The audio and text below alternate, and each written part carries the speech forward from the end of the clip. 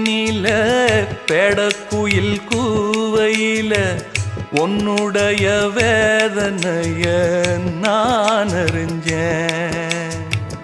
பொங்கலத்தில் மாலையிட ஒன்னிரண்டு தோளத்தொட என்ன தவம் செஞ்சேனோ என் மாமா. வண்ணக்கிளி கையத்தொட சின்ன சின்ன கோலமிட உள்ளம் மட்டும் வழியே நானே, உள்ளம் மட்டும் வழியே நானே.